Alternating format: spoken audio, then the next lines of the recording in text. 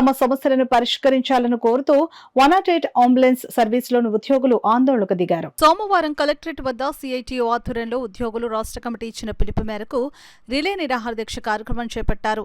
ఈ సందర్భంగా సంఘం నాయకులు సిహెచ్ రాజ్ కుమార్, పి సత్యదుర్గ రమణలు మాట్లాడుతూ దశల వారీ ఆందోళన కార్యక్రమంలో భాగంగా రిలే నిరాహార దీక్ష చేపట్టడం జరిగిందని అన్నారు. యాజమాన్యం గాని రాష్ట్ర ప్రభుత్వం గాని స్పందించి తమ సమస్యలను పరిష్కరించకపోతే ఈ నెల 25వ తేదీ నుండి సమ్మెకు వెళతామని వారు హెచ్చరించారు. ఈ కార్యక్రమంలో నాయకులు P Varaprasad, G Jayaram, PVV Satyanarayana, K Sudhakar తదితరులు పాల్గొన్నారు.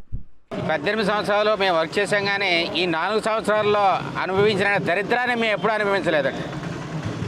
దానికి కారణం ఏంటంటే కార్పొరేట్ సంస్థలకి అప్పగించినందువల్ల మేము దరిద్రాన్ని అనుభవించాం.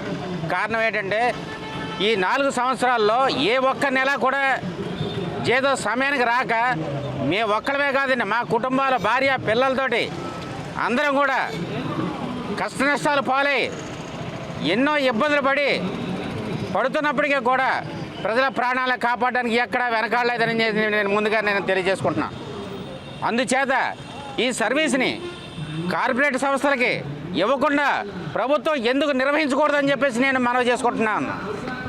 కోట్లు ఇస్తున్నారు, కోట్లు ఇచ్చి మమ్మల్ని అడ్డు పెట్టుకొని వ్యాపారం చేసుకోవడానికి ఇస్తున్నారు అని చెప్పేసి నేను ప్రభుత్వాలు మారిన ప్రతిసారి కూడా ఈ 108 నిర్వహణ సంస్థలు మార్చడం వల్ల ఎంప్లాయీస్ అందరూ కూడా ఆర్థికంగా ఎంతో నష్టపోతున్నాం అని చెప్పేసి, కాబట్టి ప్రభుత్వమే నేరుగా 108 నిర్వహించాలని చెప్పి ఉద్యోగ సంఘాలుగా ముందుగా కోరుతా ఉన్నాం.